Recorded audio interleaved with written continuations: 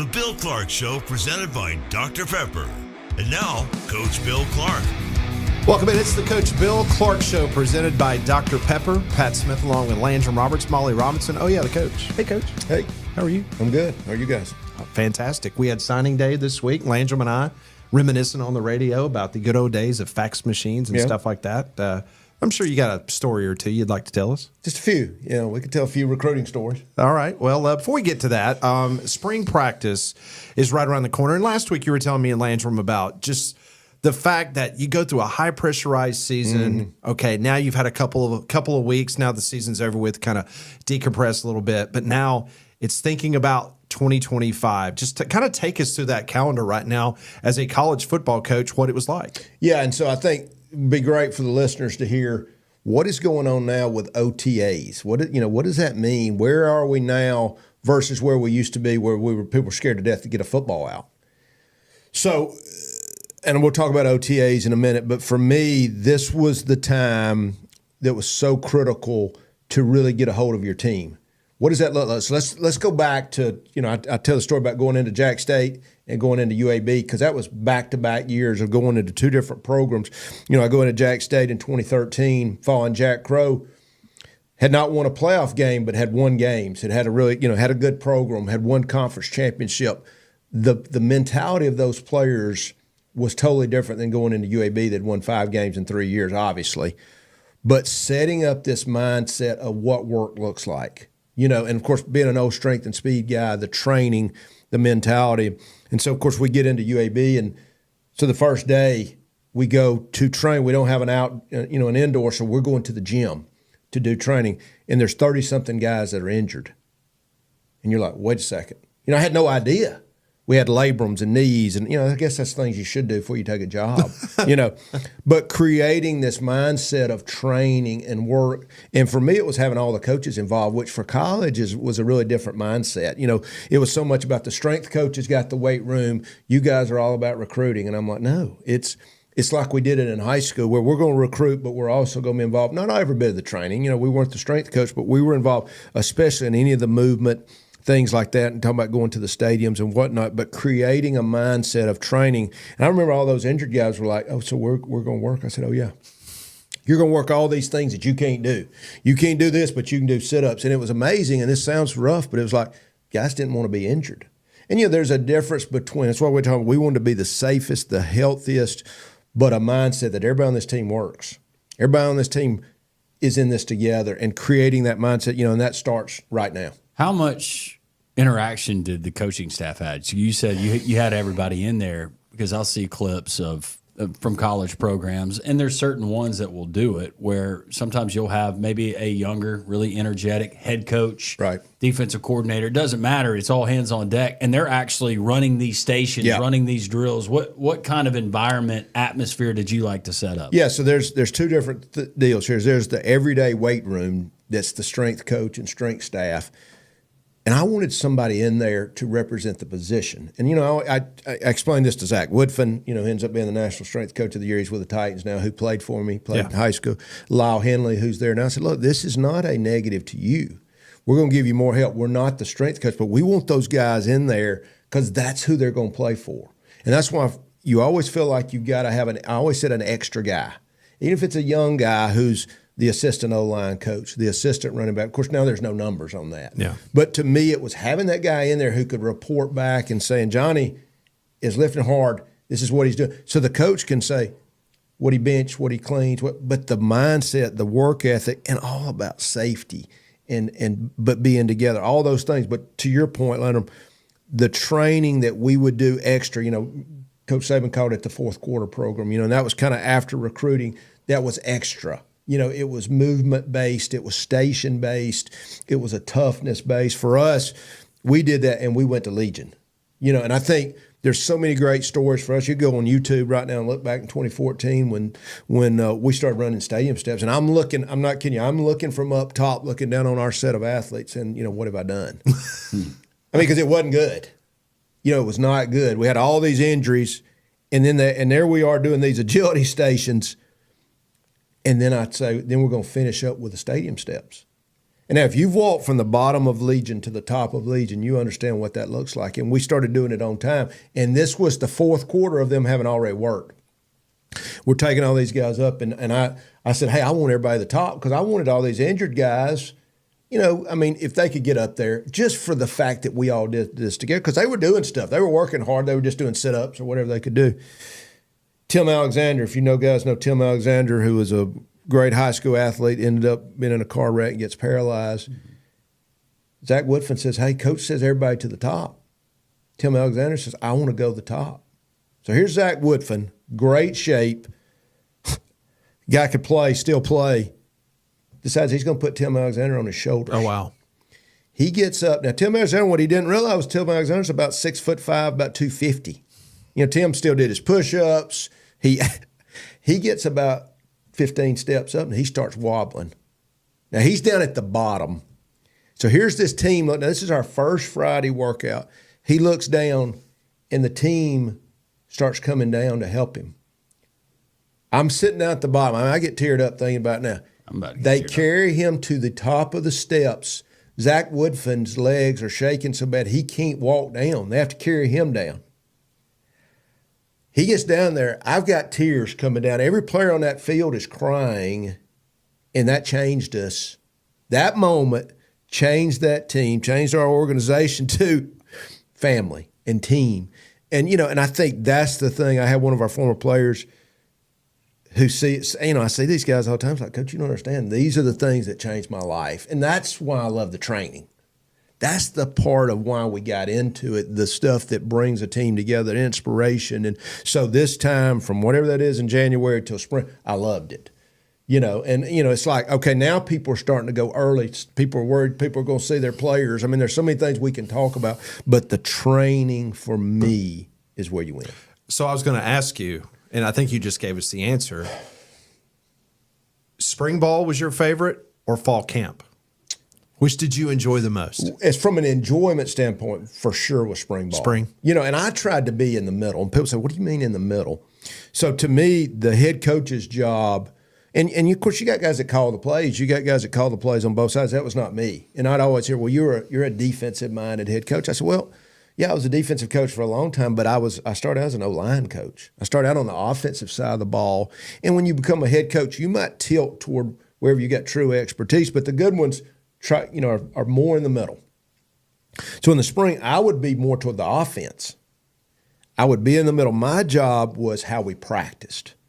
Y'all been to my practices, how we were organized, people staying off the ground, because all the injuries is when you get on the ground. How could we be physical? And I'd have guys like from Auburn say, Coach, man, I've never seen nothing like that since Pat Dye days. Oh, my. So we were physical, but we were safe. And so I think, as you can tell, I get fired up when I start talking about spring because it's a chance to get better. There were days off. Tuesday, take Wednesday off. Thursday, take Friday off. Saturday, take Sunday, Monday off.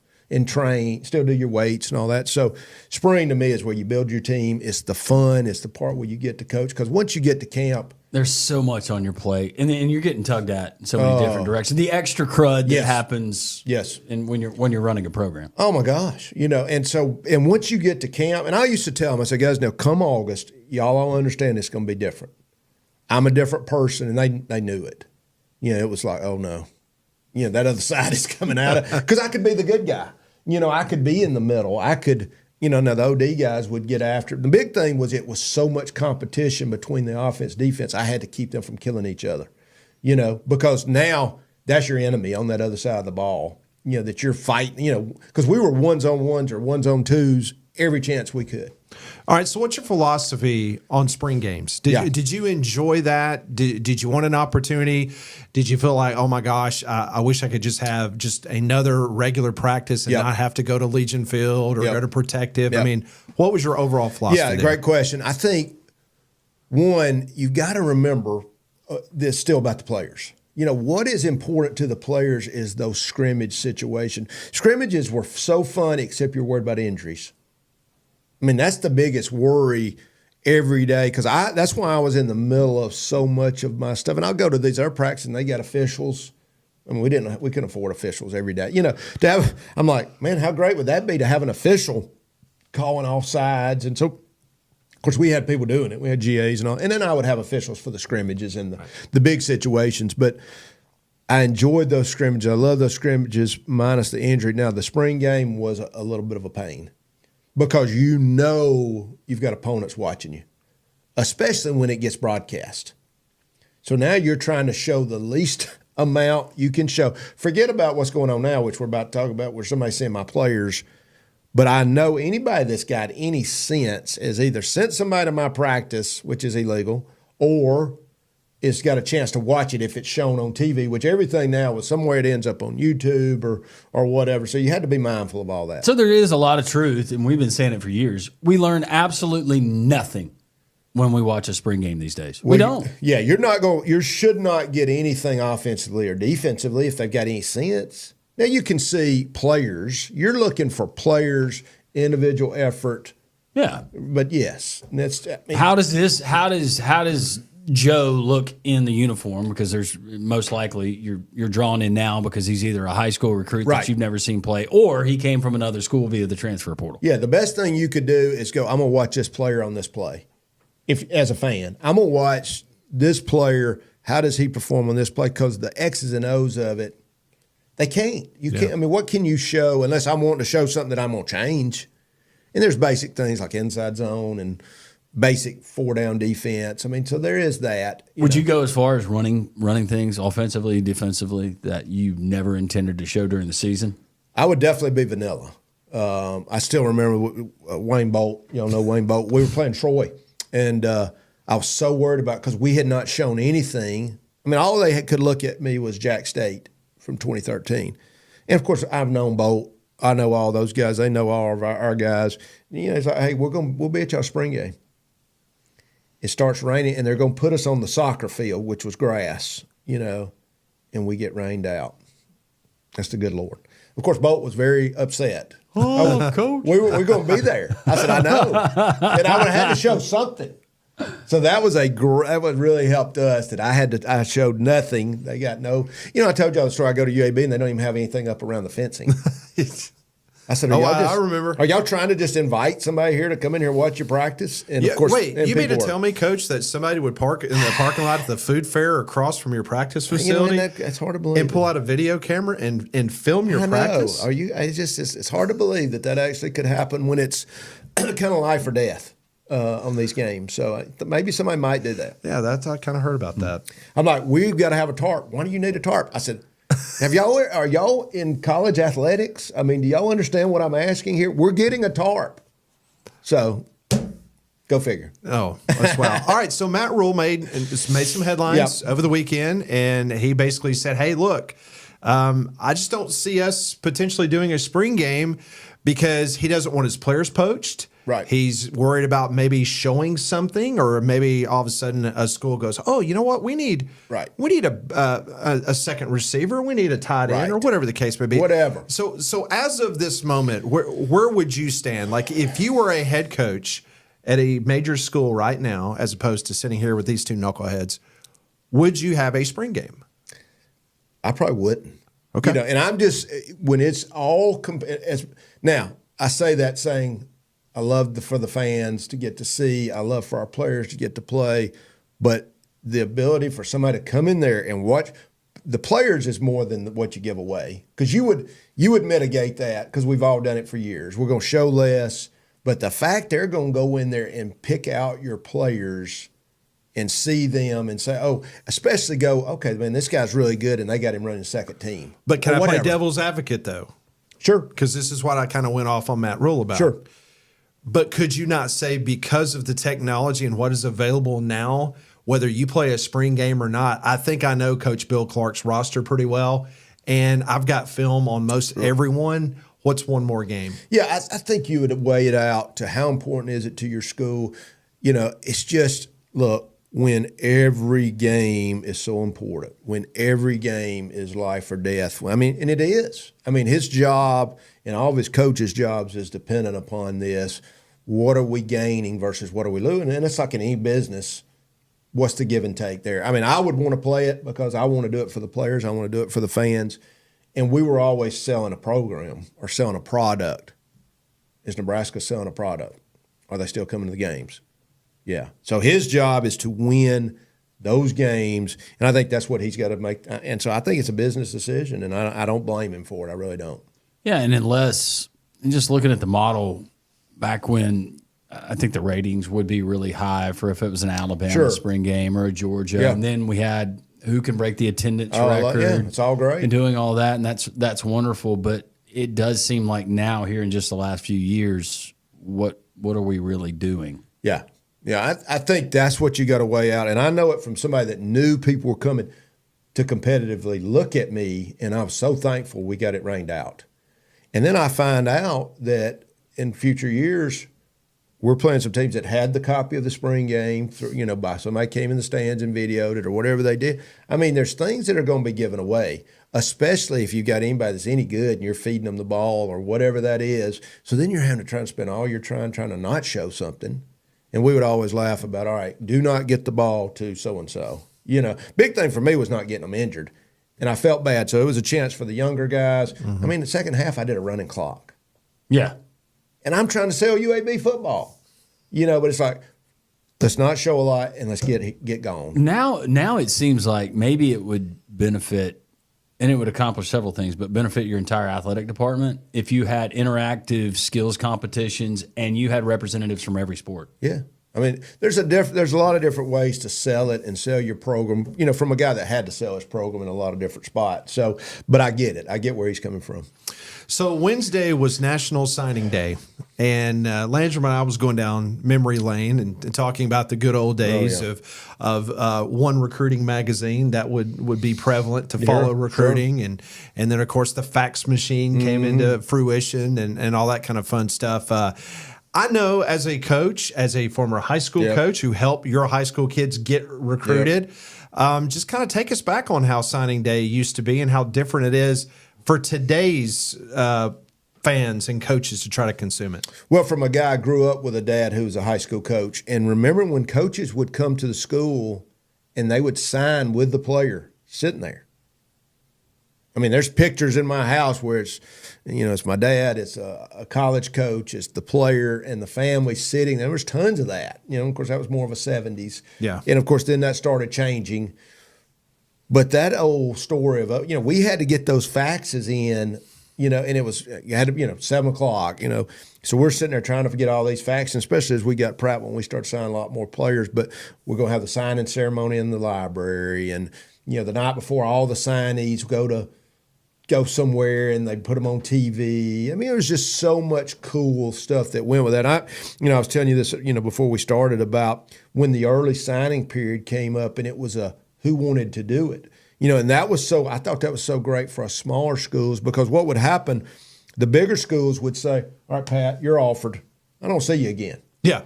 Oh, yeah, I'm offered by so-and-so, this big name school. Now, they don't talk to you again. They lose their player, and then they're calling you the night before and going, hey, we got a scholarship for you. And that happened.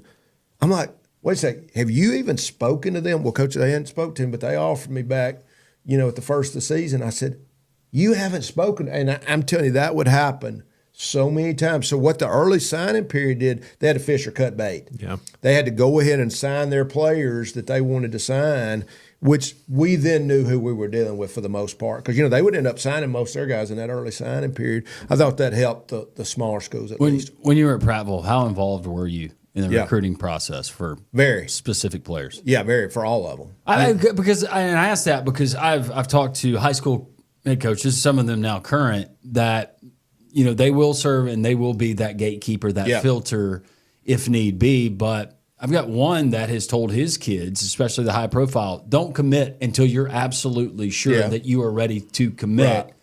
Right. We don't want this to be an example of the flip-flopping that we have seen in a lot of recent years. Well, you got to think, my last year was 2007. So, but we were not the flip-flopping. I was trying to get my guys to commit before the fall unless they didn't know. If they were. Was that just so they could get it done and they could have a clean, fresh season and not have to worry about it? Because they all knew. I mean, there was that, even at that time, we were all starting to figure it out. So the rule was, don't commit to that point unless you know beyond a shadow. But if you do, let's get this done. When did Roman Harper commit? Roman Harper. Now, Roman Harper was a story of, I get there, Roman Harper was not lifting weights. We'll get him on the show here soon and let him tell the story. He was not lifting. His dad was a coach. First time I meet Roman, he misses my first team meeting. I get there in June. I bet that went over well. Yeah. Well, there was only 18 people. Well, there's 22 kids showed up. 4 of them were kickers. And they were freshmen. They weren't even older kickers. I'm like, once again, what have I done here? Yeah. And it was June. My. Yeah, which wasn't very smart. That's a tight window. You felt like Job. Yes, he was not there, or his brother Ronnie, who was probably 2 of the best players. So Roman immediately tells me he doesn't lift weights. Coach, I don't really lift weights. I play football, basketball, track. I said, well, of course, these days are over. So what happened, Roman was a good player his junior year, but was now about to be a really good player and is not recruited by, he gets a Troy offer because Ronnie, his brother, was going there. And so I'm calling Alabama and Auburn. In fact, I take him to Auburn. Alabama's in between coaches.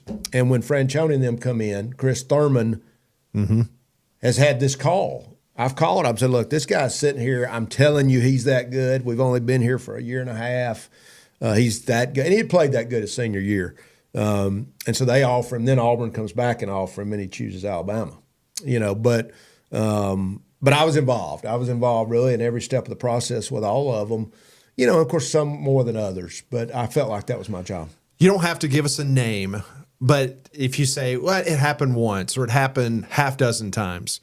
When you were at UAB, just telling us about how maybe a bigger school would come in at the last minute, numbers or whatever, and they batted their eyelashes at somebody that you guys thought you had ready to sign, and they go elsewhere.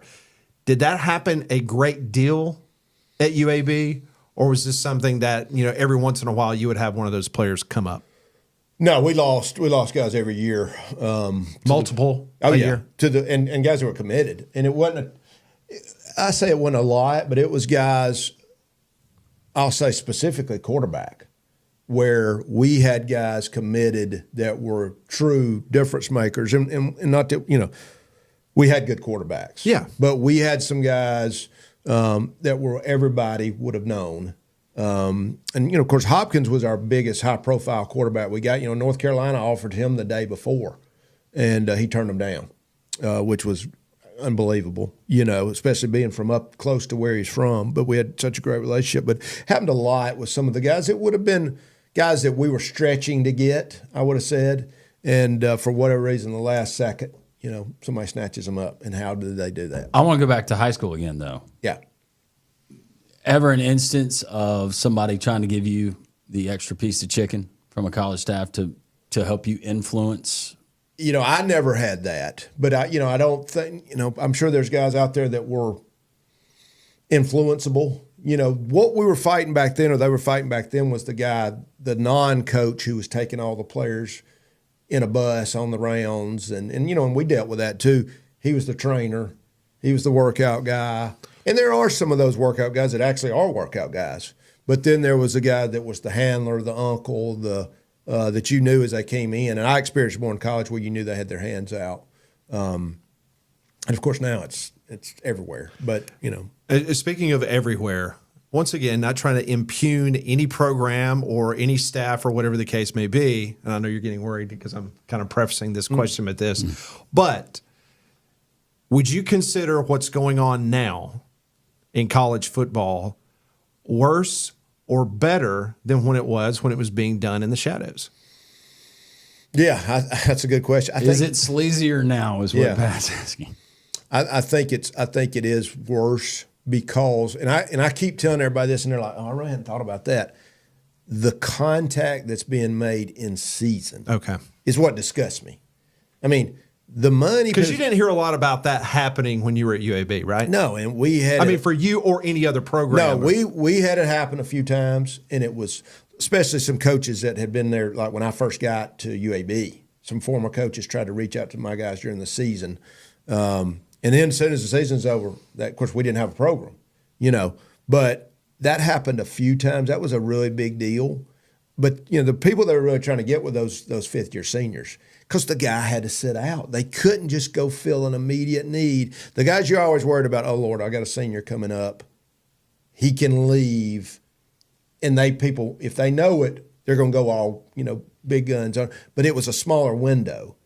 But what is going on now? And people have no conception, or they don't care. Back then, though, if you found out that was going on, would Coach Bill Clark pick up the cell phone, contact guy directly, and say, if you don't stop, if it happens again, me and you are going to have 100% real life issues. Yeah, that's exactly how it went down. Yeah. Or you got a guy on the staff that knew somebody off their staff, and call Johnny over there and tell him to tell the head coach next time we got serious problems. And that happened a lot for different places. And, there's a way of doing everything. And it was just, and that's what we said. I still remember, I'd always tell a story. Andy Kennedy and I came in, he'd just gotten there, and he starts telling about the transfer portal. And, the basketball was dealing with it. And I've told the story, and he goes, hey, man, I'm just used to getting a whole new I might get a whole new team every year. It's like, this is what it looks like. I said, Andy, we've got 120 players, 85 on scholarship. He said, well, you're right. And he was right. He was used to doing it, and he saw it coming. But the numbers, and of course, the constant barrage of calls, wannabe agents, all that stuff is what's going on now. That's what I cannot stand, is the fact that they're able to call people on your roster nonstop, getting their direct messages. It's like guys will call me, my guys that are coaching or former players that are coaching and go, Coach, I'm spending all my time, my guys in my own room. And they're going, Coach, here's so-and-so just texted me. It's the in-season stuff that's what bothers me. Would the former assistants, if you caught them doing it, poaching, what would their response be? Would they own up to it? Would they deny it? Well, they're using third parties to get to them usually. Sure. Some of them aren't. Some of them are very brazen and just saying, hey, my job is to go get players and we got the money. And so that's the stuff to me. And, of course, that was just starting to come in as I was getting out.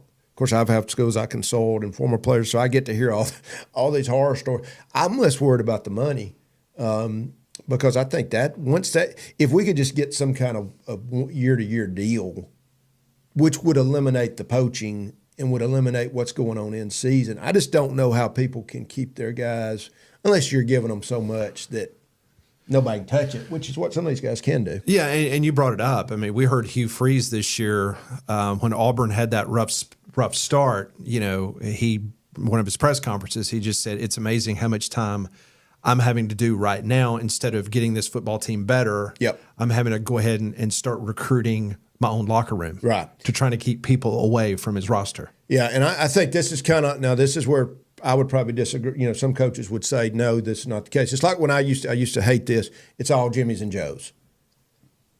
There is truth to that. But we've talked about training, the people that want to be coached, and they got to have a certain skill level. So I disagree with that. Not that, man, give me some of these Jimmys and Joes, sure. And I always thought I was a pretty good recruiter. So, yes, we got to go get good players and all that. But I do think the training – and the reason I'm saying that is to say the culture of your program and your team can help eliminate a lot of that. And I truly believe that. And I think we had that going at UAB and Jack State, go back, Prattville, wherever, loved each other, cared about each other. And people are saying, that's been lost, probably in some places. I do think because money's become such an issue, but I think you still, that family and that culture and everybody being together can stave off a lot of that. Just an absolutely fascinating conversation, talking about the good old days of high school recruiting, spring ball, all that kind of stuff. And this is the kind of content you're going to get each and every week on the Bill Clark Show. And, Bill, this show is presented each and every week by Buffalo Rock Dr. Pepper. Yeah, I mean, we can't say enough about those guys. And obviously, we're kind of segueing from where we're talking about games every week, to this next phase. We're going to have other sponsors. Some of our old sponsors will be coming back. But obviously, Dr. Pepper and Buffalo Rock have been with us every step of the way, and we appreciate them. Yeah, it's a lot of fun. And I do want to get back to maybe some of your ideas, your suggestions you would have for the tampering that's going on. And if you did a year-to-year, some of those proposals that are out there, because you would understand it from your perspective. I just don't know what is realistic. Yeah.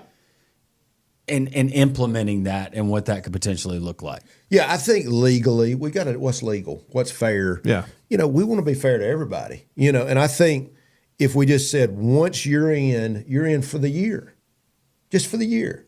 You know, I don't think it's got to be 4 years or 2 years, just for 1 year you're in, and it would eliminate to me so many of these guys. You know, and I think that's where you're sitting there with an NFL guy. Hey, I know I got a free agent coming in a year. We're going to be looking at him, but not in the middle of the season. That is the Bill Clark Show right here on Jocks 94.5. Download it everywhere where you get your podcasts. For Landrum, Molly, Coach Bill Clark, I'm Pat Smith. Have a great one, everyone. This has been the Bill Clark Show, presented by Dr.